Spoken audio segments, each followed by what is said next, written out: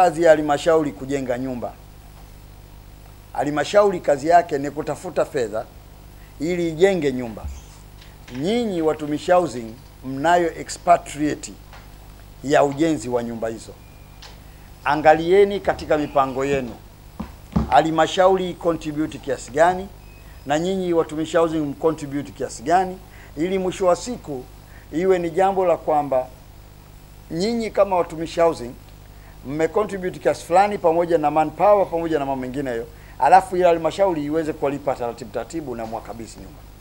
Ni mfuko wa pamoja wa uwekezaji ambao wananchi wote sasa, badala ya kutumia wale ambao wananunua ambao ni watumishi wa umma kwenye zile nyumba na wanachama wa mifuko, sasa hivi hii mfuko ulianzishwa ni kwa watumishi wote kwa ajili ya kuwekeza kidogo kidogo. Ni mfuko ambao ni collective investment scheme ambao inamwezesha mwananchi yeyote, boda, mamalishe wote wanaweza kuingia mule wakawekeza. Kwa hiyo tulifungua mfuko ili kuweza kuendesha shughuli zetu ambazo zitaendana pamoja na majukumu yetu mama ya kuwapatia watumishi wa umma nyumba.